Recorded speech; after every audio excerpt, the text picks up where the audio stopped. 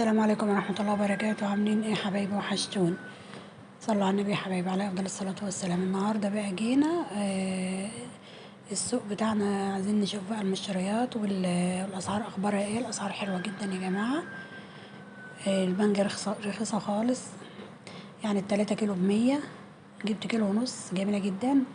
وال والكوسة بتاع الخيار حلو بردك ورخيص، 10 جنيه الكيلو. تمام. انا ما جبتش حاجات كتير خالص من السوق، عشان انا عندي اصلا حاجات من الاسبوع اللي فات، فجبت حاجات بس اللي انا محتاجاها في البيت وخلاص. الليمون هنا ب20 جنيه، جبت نص كيلو. اللهم صل على النبي. جبت بقى طماطم بردك، الطماطم ب7.5، يعني ال2 كيلو ب15 جنيه.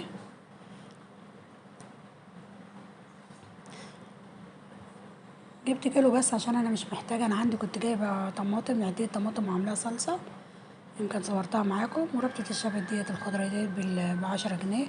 ودي ربطة الملوخية ديت ب15 جنيه. احنا عندنا بقى الملوخية مش بالكيلو، يعني احنا بالربطة كده، بالربطة دي ب15 جنيه.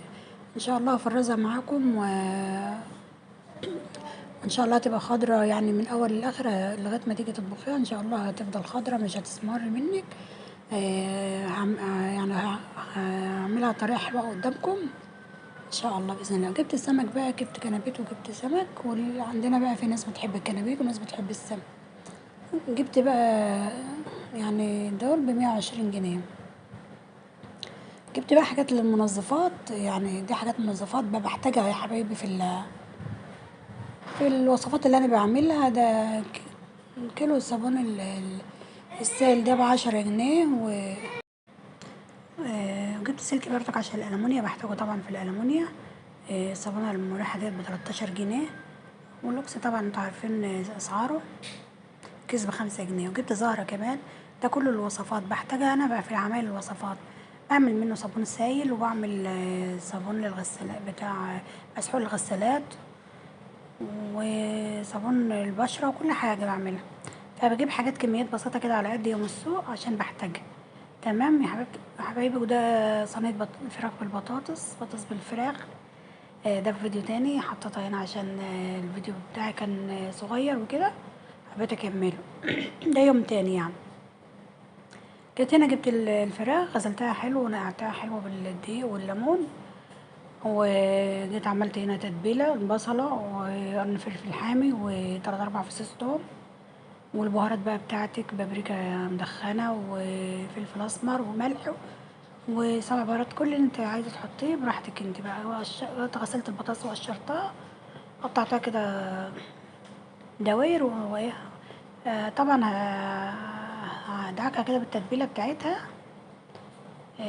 طبعا بتحك الفرخه حلو، وندخل تحت الجلد كده، بتدي لها طعم وشمخه جميله جدا.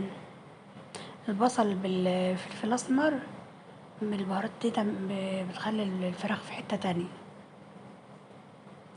خلاص كده صينية البطاطس جاهزة معانا. يعني انا نزلت الفيديو بس نزل من غير صوت، ورجعت انا هنزله بصوت ان شاء الله، عشان طبعا الاسعار والحاجات دي. جينا هنا بقى عملنا صلصة وحطيناها عليها، كله ني في ني يا حبايبي. وحطينا نقطة زيت على ايه اهوت. هندخلها الفرن بقى. يعني احنا كنا سويناها طبعا على البوتاجاز شوية. هو اما استوت، وبعد كده دخلناها الفرن، خدت وش زي ما انتم شايفين. وكانت صينية بطاطس تحفة بصراحة، طعمها وريحتها كانت جايبة لآخر الشارع بصراحة. خلاص كده خلصنا معانا. ده الغدا بتاع يوم تاني. واحنا طبعا يوم الخميس اللي هو السوق، كنا جايبين سمك مشوي وكده. أكلنا ومع ألف سلامة، بحبكم في الله.